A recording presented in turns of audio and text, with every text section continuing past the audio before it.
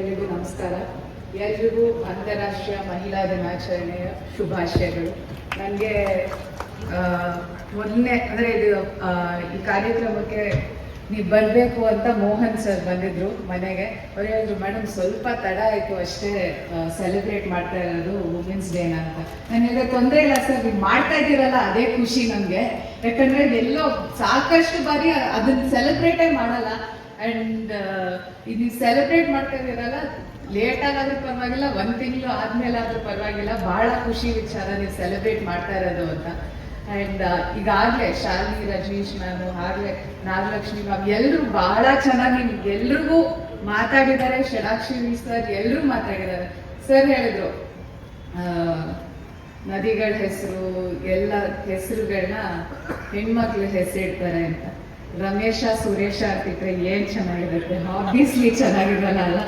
ಅದು ಹೆಣ್ಮಕ್ಳು ಇದ್ರೆ ಅದಕ್ಕೆ ಅದ್ರ ಹೆಸರು ಅಲ್ಲಿ ಒಂದು ಅಂದ್ರೆ ಯಾವುದೇ ಒಂದು ಫಂಕ್ಷನ್ ಎಲ್ಲೇ ಹೋದ್ರು ಹೆಣ್ಮಕ್ಳು ಇದ್ರೇನೆ ಅದಕ್ಕೊಂದು ಆ ಫಂಕ್ಷನ್ ಒಂದು ಕಲೆ ಇರ್ಬೋದು, ಮತ್ತೊಂದು ಇರ್ಬೋದು, ಅಲ್ಲಿ ಬರೋದು.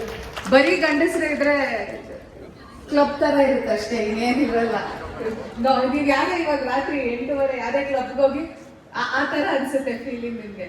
ಹಾಗೇನೆ ನಾನು ಹೇಳಿದ್ರು, ಅಂದ್ರೆ ಮನೆಯಲ್ಲಿ ತಂದೆ ಅನ್ನೋರು ಎಷ್ಟು ಇಂಪಾರ್ಟೆಂಟ್ ಆಗ್ತಾರೆ ಅಂತ. ನನಗೆ ಫಸ್ಟ್ ನಾನು ನ್ಯಾಷನಲ್ ಸ್ವಿಮ್ಮರ್, 2018 ಸ್ವಿಮ್ಮಿಂಗ್ ಮಾಡ್ತಾ ಇದ್ದೆ. ಅವಾಗ ನಾನು ಫಸ್ಟ್ 4th ಸ್ಟ್ಯಾಂಡರ್ಡಲ್ಲಿ ಸ್ಟಾರ್ಟ್ ಮಾಡಿದ್ದು ನಾನು ಸ್ವಿಮ್ಮಿಂಗ್ ಕರಿಯರ್ನ. ಅವಾಗ ಸ್ಟಾರ್ಟ್ ಮಾಡಿದಾಗ ಫ್ಯಾಮಿಲಿನೇ ಫಸ್ಟು, ಏನಕ್ಕೆ ಅವ್ರನ್ನ ಸ್ಪೋರ್ಟ್ಸ್ಗೆ ಹಾಕ್ಬೇಕು, ಎಷ್ಟು ಕಷ್ಟ ಗೊತ್ತಾ, ಸ್ಪೋರ್ಟ್ಸ್ಗೆ ಏನಕ್ಕೆ ಕರ್ಕೊಂಡು ಹೋಗ್ತೀರಾ, ಅದರಿಂದ ಏನಾಗ್ಬಿಡುತ್ತೆ, ಮುಂದೆ ಏನು ಅವ್ರನ್ನ ಎಲ್ಲಿ ರೆಪ್ರೆಸೆಂಟ್ ಮಾಡ್ಬಿಡ್ತಾರೆ, ಅದರಿಂದ ಏನು ದೊಡ್ಡದು ಸಿಕ್ಬಿಡುತ್ತೆ ಅಂತೆಲ್ಲ ಭಾಳ ಸಾಕಷ್ಟು ಬಂತು. ನನ್ನ ತಂದೆ ಒಂದೇ ಮಾತು ಹೇಳಿದ್ದು, ಯಾವುದೇ ಹೆಣ್ಮಗು ಆದ್ರೂ ಅವಳ ಒಂದು ಫಿಸಿಕಲ್ ಫಿಟ್ನೆಸ್ಗೋಸ್ಕರ ನಾನು ಕಲಿಸ್ತೀನಿ ಅಂತ ಅವ್ರು ಸ್ಟಾರ್ಟ್ ಮಾಡಿದ್ರು. ಅದಾದ್ಮೇಲೆ ನಾನು ಕಂಪಿಟೇಟಿವ್ ಸ್ವಿಮ್ಮಿಂಗ್ ಸ್ಟಾರ್ಟ್ ಮಾಡಿದೆ. ಕಂಪಿಟೇಟಿವ್ ಸ್ವಿಮ್ಮಿಂಗ್ ಸ್ಟಾರ್ಟ್ ಮಾಡಿದಾಗ ಜಾಸ್ತಿ ಜನಕ್ಕೆ ಗೊತ್ತಿರಲ್ಲ, ಬಟ್ ಸ್ವಿಮ್ಮಿಂಗ್ ಕಾಸ್ಟ್ಯೂಮ್ಸ್ ಏನಿರುತ್ತೆ ಅದು ನೀವು ಹಾಕೊಂಡಾಗ ಅದು ನೋಡೋದು ಬಹಳ ಅದು ಆಕ್ಚುಲಿ ಸ್ಪೋರ್ಟ್ ಬೇಕಾಗಿರೋಂಥದ್ದು. ಇವಾಗ ಅಥ್ಲೆಟಿಕ್ಸ್ ನೋಡಿದ್ರೆ ನೀವೇನು ಶಾರ್ಟ್ಸ್ ಮತ್ತೆ ಈ ಟಾಪ್ ತರ ನೋಡ್ತೀರಾ, ಅದೇ ತರ swimming costume it looks very different. So ಅದನ್ನ ನೋಡಿದಾಗ ಸಾಕಷ್ಟು ಜನ ಬಂದು ಹೇಳಿದ್ರು, ನಿಮ್ಮ ಮಕ್ಳಿಗೆ ಈ ತರ ಬಟ್ಟೆ ಹಾಕ್ತೀರಾ. ನಮ್ಮ ತಂದೆ ಹೇಳಿದ್ರು, ಆ ಸ್ಪೋರ್ಟಿಗೆ ಬೇಕಾಗಿರೋಂಥದ್ದು ನಾನು ಹಾಕಿಸ್ತೀನಿ, ಅದರಿಂದ ಅವ್ರ ಅದನ್ನ ಡಿಫೈನ್ ಮಾಡಕ್ ನೀವ್ ಯಾರು ಅಲ್ಲ ಅಂತ. ಅದೇ ಸ್ವಿಮ್ಮಿಂಗ್ ಇಂದ ನಾನು 2018 ಕಂಪ್ಲೀಟ್ ಮಾಡಿದೆ. ಸರ್ಕಾರದಿಂದನೂ ಅಷ್ಟೇ ನಾನು ಇಂಜಿನಿಯರಿಂಗ್ 2014 2018 ನಾನು engineering full free of cost ಓದಿದೆ. ಯಾಕಂದ್ರೆ ಸರ್ಕಾರವಾದ ನಿಮಗೆ ನ್ಯಾಷನಲ್ ಅಲ್ಲಿ ನೀವು ಪಾರ್ಟಿಸಿಪೇಟ್ ಮಾಡಿ ನೀವು ಮೆಡಲ್ ಗೆದ್ರೆ ನೀವು ಎಷ್ಟೇ ಫೀಸ್ ಕಟ್ಟಿದ್ರು ಅಷ್ಟು ರಿಯಂಬರ್ಸ್. ಇವತ್ತವರೆಗೂ ಇದೆ ಆ ಸ್ಕಾಲರ್ಶಿಪ್ ಸ್ಕೀಮ್. ನಿಮ್ಮ ಮಕ್ಕಳು ಯಾರೇ ಆಗಿರ್ಬೋದು, ಅದರಿಂದ ಏನಾಯ್ತು ಅಂತ. ನನ್ನ ತಂದೆ ತಾಯಿಗೆ ನಾನು ಯಾವತ್ತೂ ಭಾರ ಆಗಲಿಲ್ಲ ಅವ್ರು ನನ್ನ ಎಜುಕೇಶನ್ ಅಲ್ಲಿ, ಅದು ಹೆಲ್ಪ್ ಆಯ್ತು. ಅದಾದ್ಮೇಲೆ ನನ್ಗೆ ಇಂಜಿನಿಯರಿಂಗ್ ಸೀಟ್ ಕೂಡ ಸ್ಪೋರ್ಟ್ಸ್ ಕೋಟಾದಲ್ಲೇ ಸಿಕ್ತು. ನನ್ನ ತಂಗಿ ಇವತ್ತು ಡಾಕ್ಟರ್ MBBS ಮಾಡಿದ್ದಾಳೆ, ಅವಳಿಗೂ ಕೂಡ ಸೀಟು ಸ್ಪೋರ್ಟ್ಸ್ ಕೋಟಾದಲ್ಲೇ ಸಿಕ್ಕಿದ್ದು. ಇವತ್ತು ಅವಳು ವಾಪಸ್ಸು ಈ ಸಮಾಜಕ್ಕೋಸ್ಕರ ಒಂದು ಡಾಕ್ಟರ್ ಆಗಿ ನಿಂತ್ಕೋತಾಳೆ. ಅದು ಯಾವ ಕಾರಣಕ್ಕೆ? ಸರ್ಕಾರ ಅವತ್ತು ಸ್ಕಾಲರ್ಶಿಪ್ ಕೊಟ್ಟು ನನ್ನ ತಂದೆ ಫಸ್ಟ್ ಅಲ್ಲಿ ಇಲ್ಲ, ಇವರು ಅಥ್ಲೆಟಿಕ್ಸ್ ಮಾಡ್ಲಿ ಅಂತ ಯಾರಿಗೆ ಏನೇ ಹೇಳಿದ್ರು ಅವರು ಅದಕ್ಕೆ ಧ್ವನಿ ಕೊಡದೆ ನಮ್ಮನ್ನ ನೀವು ಮುಂದೆ ಹೋಗಿ ಅಂತ ಬಿಟ್ಟಿದ್ದಕ್ಕೆ ಅಷ್ಟು ನನ್ನ ತಂದೆ ಸಪೋರ್ಟ್ ಮಾಡಿದ್ರು. ಬಟ್ ಅವ್ರ ಕೆಲ್ಸದಲ್ಲೂ ಅಷ್ಟೇ ಅವರು ಇವಾಗ್ಲೂ ಹೇಳ್ತಾರೆ, ಏನಕ್ಕಾದ್ರೂ ನಾನು ರಿಟೈರ್ ಆದ್ನ ಇನ್ನೊಂದು 2 ವರ್ಷ ನನಗೆ ಕೆಲ್ಸಕ್ಕೆ ಇನ್ನೊಂದು 2 years ನನ್ಗೆ ಆದ್ಮೇಲೆ ರಿಟೈರ್ಮೆಂಟ್ ಕೊಡ್ಬೇಕಿತ್ತು ಅಂತ ಅಷ್ಟು ಇಷ್ಟಪಡ್ತಾ ಇದ್ರು ಕೆಲ್ಸನ. ಬಟ್ ಅದೆಲ್ಲ ಆಗ್ಬೇಕಾದ್ರೆ ಅಷ್ಟು ನಡ್ಸ್ಕೊಂಡು ಹೋಗಿದ್ದೆ ನನ್ನ ತಾಯಿ. ಯಾಕಂದ್ರೆ ಅವ್ರು ಹೇಳ್ತಾರೆ, ಅಂದ್ರೆ ನನ್ನ ತಂದೆ ಹೌದು ಕೆಲಸ ಇರ್ತಾ ಇತ್ತು, ತುಂಬಾ ಸತಿ ಏನಾಗುತ್ತೆ 9 to 5 ಜಾಬ್ಸ್ ಆಗ್ಬೋದು, ಅದಾಗ್ಬೋದು. ಮನೆಗೆ ಬಂದ ತಕ್ಷಣ ಗಂಡಸರು ಮನೆಗೆ ಬಂದ ತಕ್ಷಣ ಅವ್ರು ರಿಲ್ಯಾಕ್ಸ್ ಆಗ್ತಾರೆ. ನಾನು ಅದನ್ನ ನೋಡಿದ್ದೀನಿ. ಯಾಕಂದ್ರೆ ಅವ್ರು ರಿಲ್ಯಾಕ್ಸ್ ಆಗ್ತಾರೆ, ಅವ್ರಿಗೆ ಊಟ ಬರುತ್ತೆ, ಕಾಫಿ ಬರುತ್ತೆ, ನೀರ್ ಬರುತ್ತೆ, ಎಲ್ಲ ಬರುತ್ತೆ. ಅವ್ರು ಕಷ್ಟಪಟ್ಟು ಕೆಲಸ ಮಾಡಿರ್ತಾರೆ, ಖಂಡಿತ ಇಲ್ಲ ಅಂತಲ್ಲ.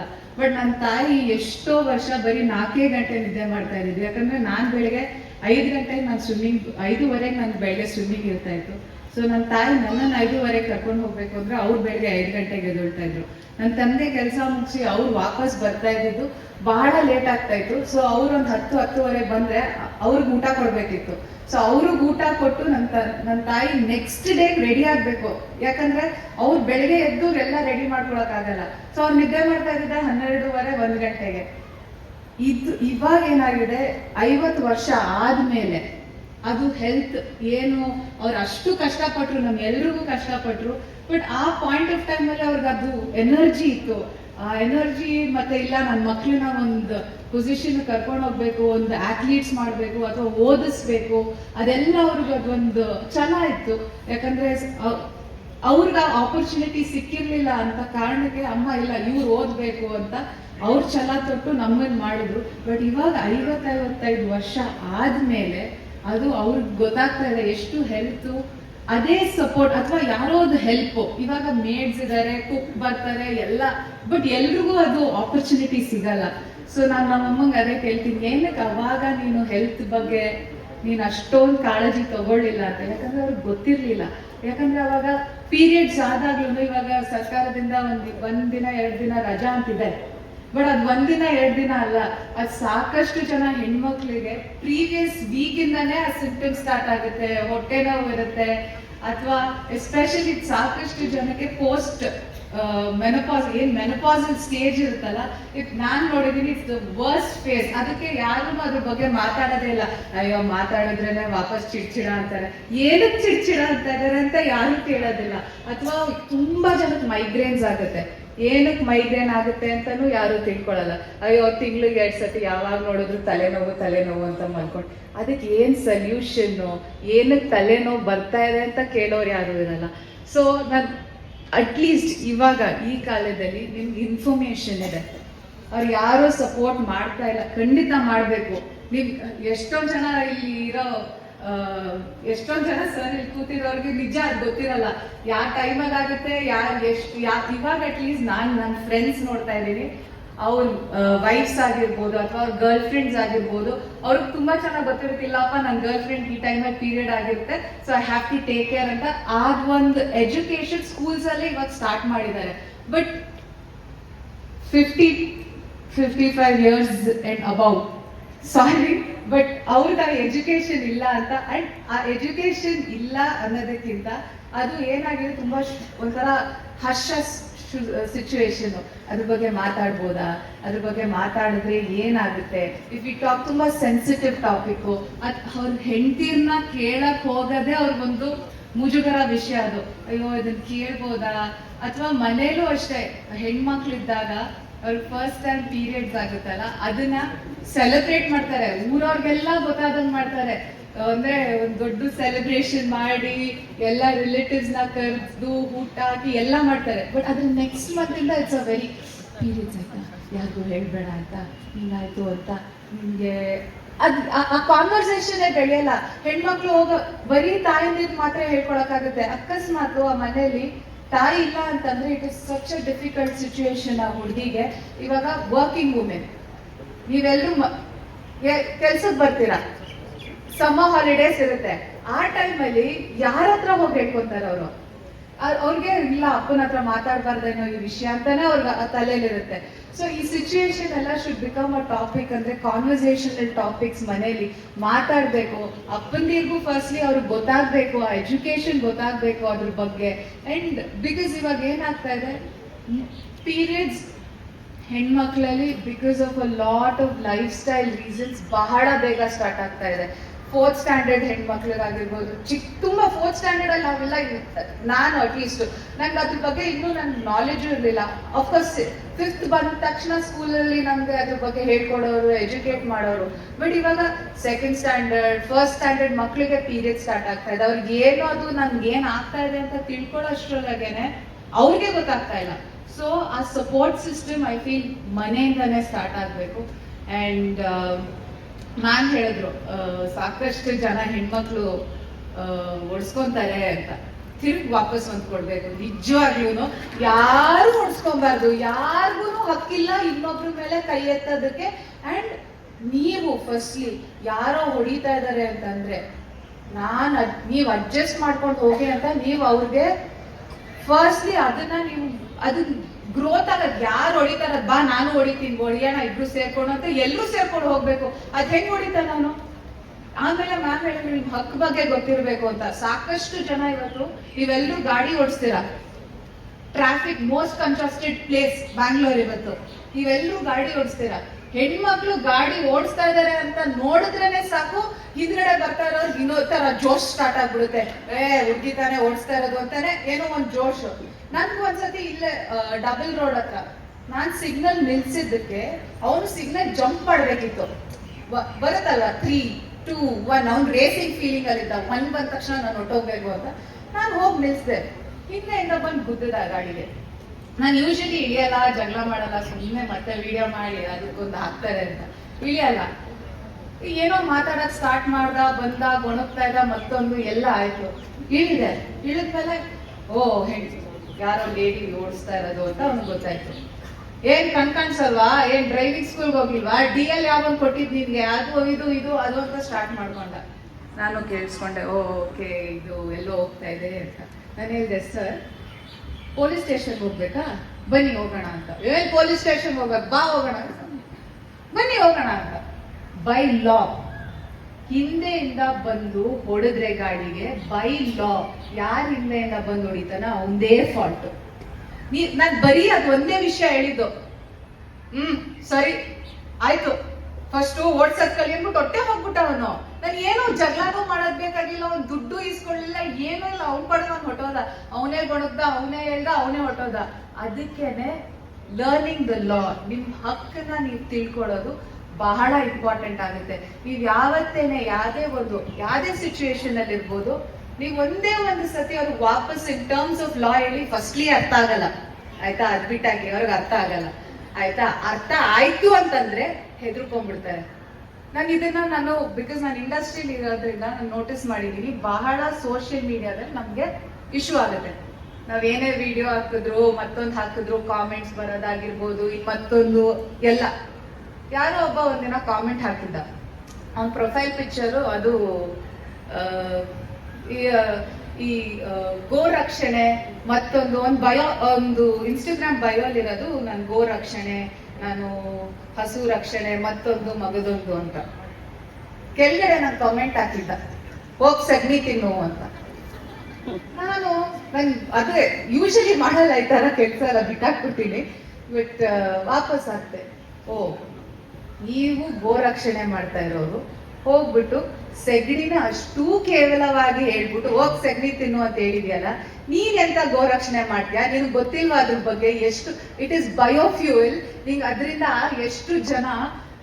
ಎಷ್ಟು ಮನೆಗಳಲ್ಲಿ ಊಟ ಮಾಡ್ತಾರೆ ಅದರಿಂದ ಅಂತ ನಿಂಗೆ ಗೊತ್ತಿಲ್ವಾ ಅಂತ. ಅವನು ಇಲ್ಲ, ಅವ್ನ ಪ್ರೊಫೈಲು ಇಲ್ಲ, ಕಮೆಂಟು ಇಲ್ಲ. ನೆಕ್ಸ್ಟ್ ಒಂದು 15 ಮಿನಿಟ್ಸ್ ನಲ್ಲಿ ಆ ಪ್ರೊಫೈಲು ಹೊಟ್ಟೋಗಿದೆ, ಅವ್ನ ಕಮೆಂಟು ಹೊಟ್ಟೋಗಿದೆ, ಎಲ್ಲ ಡಿಲೀಟ್. ಅಂಡ್ ಇವಾಗ ಇನ್ನೊಂದು ನಮ್ಗೆ ಥ್ಯಾಂಕ್ಫುಲಿ ಗವರ್ಮೆಂಟ್ ಇಂದ ಒಂದು ಮೋಸ್ಟ್ ಯೂಸ್ಫುಲ್ ಆಗಿರೋದಂದ್ರೆ ಸೈಬರ್ ಕ್ರೈಮ್ ನ ನೀವು ಎಲ್ಲೇ ಒಂದು ಪೋರ್ಟಲ್ ಇದೆ, ಅಲ್ಲಿಗೆ ಹೋಗಿ ನೀವು ಸ್ಕ್ರೀನ್ ಶಾಟ್ ತಗೊಂಡು ಆ ಸೈಬರ್ ಕ್ರೈಮ್ ಪೋರ್ಟಲ್ ಅಲ್ಲಿ ಹಾಕಿದ್ರೆ, ನಿಮ್ ಅಡ್ರೆಸ್ ಹಾಕಿದ್ರೆ, ನಾನು ರೀಸೆಂಟ್ ಆಗಿ ಯಾವ್ದೋ ಇಶ್ಯೂಗೆ ಸೈಬರ್ ಕ್ರೈಮ್ ಪೋರ್ಟಲ್ ಅಲ್ಲಿ ಒಂದು ರಿಪೋರ್ಟ್ ಮಾಡಿದೆ. ಅವ್ರು ಕಾಲ್ ಮಾಡಿ ಕೇಳಿ, ನನ್ನ ಮನೆ JP Nagar, so JP Nagar police station ಬರುವವರೆಗೂ ನಮ್ಗೆ ಇಮೇಲ್ಸ್ ಮುಖಾಂತರ ಫುಲ್ ಆ ಪ್ರೋಸೆಸ್ ಏನಿತ್ತು ಅಷ್ಟುದು ಅಪ್ಡೇಟ್ ಪ್ರತಿದಿನ ನನಗೆ ಸಿಗೋದು. ಸೊ ಇಷ್ಟೊಂದೆಲ್ಲ ಇವತ್ತು ನಿಮ್ಗೆ ಅಂದ್ರೆ ರಿಸೋರ್ಸಸ್ ಇದೆ.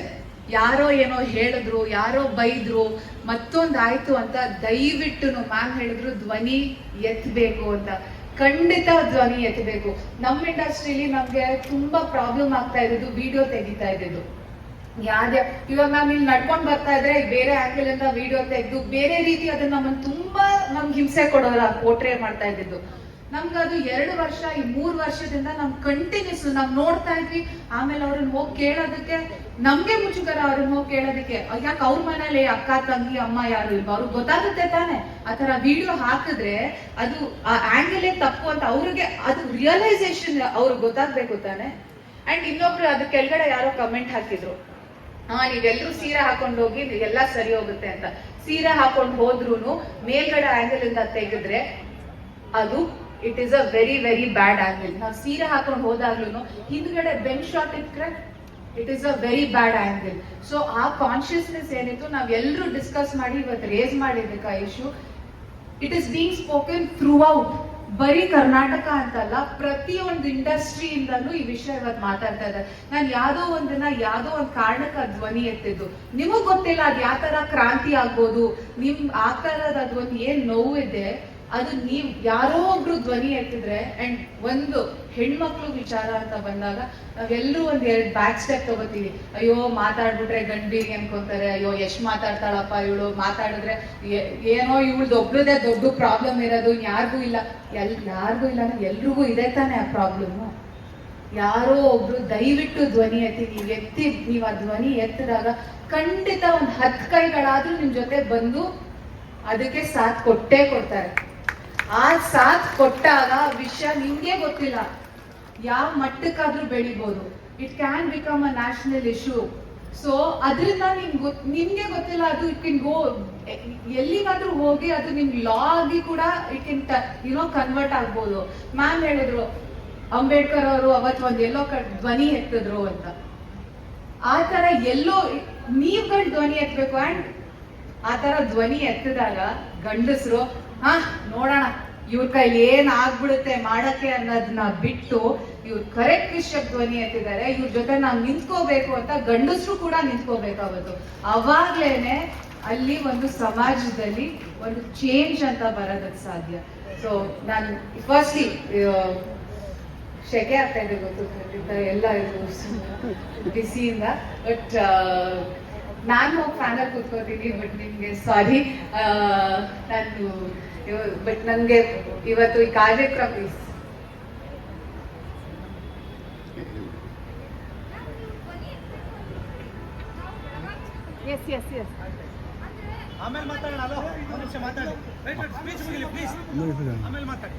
ಸೊ ನನ್ನನ್ನು ಇವತ್ತು ಈ ಕಾರ್ಯಕ್ರಮಕ್ಕೆ ಕರೆದು ಬಹಳ ಖುಷಿ ವಿಚಾರ ಅಂತಂದ್ರೆ ಇಷ್ಟು ಜನ ಹೆಣ್ಮಕ್ಳು ಇವತ್ತು 1 ತಿಂಗಳು 1.5 ತಿಂಗಳು ಆದ್ಮೇಲೂ ಮಹಿಳಾ ದಿನಾಚರಣೆ ಕಾರ್ಯಕ್ರಮ ಮಾಡ್ತಾ ಇದ್ದಾರೆ. ಕರ್ನಾಟಕ ಸ್ಟೇಟ್ ಎಂಪ್ಲಾಯಿ ಅಸೋಸಿಯೇಷನ್ ಅವರು ಇವೆಲ್ಲರೂ ಬಂದು ಭಾಗವಹಿಸಿ ಫಸ್ಟ್ಲಿ ನನ್ನನ್ನು ಕರ್ಸೋದಕ್ಕೆ ಥ್ಯಾಂಕ್ ಯು ವೆರಿ ಮಚ್. ಬಹಳ ಖುಷಿ. ಸರ್ ಹೇಳಿದ್ರು ಕರೆದಿದ ತಕ್ಷಣ ಬಂದ್ರು ಅಂತ. ನನ್ಗೆ ಯಾವುದೇ ಗವರ್ಮೆಂಟ್ ಕಾರ್ಯಕ್ರಮ ಆಗಿರ್ಬೋದು ಮತ್ತೊಂದಾಗಿರ್ಬೋದು, ಸಪ್ತಮಿ ಈ ಜನರೇಷನ್ ಹುಡುಗಿ ಮೊನ್ನೆ ಅವಳಿಗೆ ಒಂದು ಆಂಗಲ್ ಅಲ್ಲಿ ಇಟ್ಬಿಟ್ಟು ಒಂದು ವಿಡಿಯೋ ಮಾಡಿರ್ತಾನೆ. ಅವಳಿಗೆ ಎಷ್ಟು ಚೆನ್ನಾಗಿ ಇದಕ್ಕೆ ಕೊಡ್ತಾಳೆ ಅಂತಂದ್ರೆ ಆಮೇಲೆ ಅದನ್ನ ಕಾನೂನು ಪ್ರಕಾರನೂ ಹೋರಾಟ ಮಾಡ್ತಾಳೆ. ಅದು ನನಗೆ ಮೆಚ್ಚಿಗೆ. ನೋಡಿ, ಅದು ಯಾರೋ ಒಂದು ಹೆಣ್ಮಕ್ಳು ಇದ್ರು ಬೆಳಗಾವಿಯಿಂದ, ಅದು ಎಲ್ಲ ಹೋರಾಟ ಮಾಡಕ್ಕಾಗತ್ತಾ ಅಂತ ನಾನು ಅದಕ್ಕೊಂದು ಉತ್ತರ ಹೇಳ್ಬಿಡ್ತೀನಿ. ಈಗ ಬೇಡಮ್ಮ, ಈಗ ಉತ್ತರ ಹೇಳ್ತೀನಿ. ಹಂಗ ಅನ್ಬಿಟ್ಟು ಕೂತ್ಬಿಟ್ರೆ ಯಾವುದು ಸಾಧ್ಯ ಇಲ್ಲ. ಎಲ್ಲ ಗಂಡು ಮಕ್ಳು ಕೆಟ್ಟವರಲ್ಲವ, ಎಲ್ಲರೂ ನಮ್ಮ ಜೊತೆ ಇರ್ತಾರೆ. ಎಲ್ರಿಗೂ ಅವ್ರ ಮನೇಲಿ ಹೆಂಡತಿ, ಮಕ್ಕಳು, ಸ್ನೇಹಿತೆ, ತಂಗಿ ಎಲ್ಲರೂ ಇರ್ತಾರೆ. ನಾವು ಆಗಲ್ಲ ಅಂತ ಕೂತ್ರೆ ಅದು ಯಾವಾಗಲೂ ಆಗೋದಿಲ್ಲ. ಆಗದು ಎಂದು ಕೈ ಕಟ್ಟಿ ಕುಳಿತಾರೆ, ಸಾಗದು ಎಂದು ಸಾಗು ಎಂದು ಮುಂದೆ. ರಾಜ್ಕುಮಾರ್ ಅವ್ರನ್ನ ಮರಿಬೇಡಿ. ಆಮೇಲೆ ಇದು ಒಂದು ನಾನು ನೆನ್ಪಿಟ್ಕೋಬೇಕಾಗಿತ್ತು. ಆನ್ಲೈನ್ ಮೇಲೆ ನಿಮ್ಮ ಮೇಲೆ ಯಾವುದೇ ಕ್ರೈಮ್ ಆದ್ರೂ ನೀವು ಇಮಿಡಿಯೇಟ್ಲಿ ಕಂಪ್ಲೇಂಟ್ ಕೊಡಬೇಕು ಅಂತ ಅದ್ರದ್ದು ಒಂದು ಹೆಲ್ಪ್ ಲೈನ್ ಇದೆ. ಅದನ್ನ ಹೇಳಕ್ ಬಂದೆ ನಾನು. ಗೊತ್ತಿಲ್ಲ ಅಲ್ವಾ? ಹೇಳ್ತೀನಿ, ಬರ್ಕೊಳ್ಳಿ. ಎಲ್ಲ ನಿಮ್ಮ ಮೊಬೈಲಲ್ಲಿ ಸೇವ್ ಆಗಿರ್ಬೇಕು.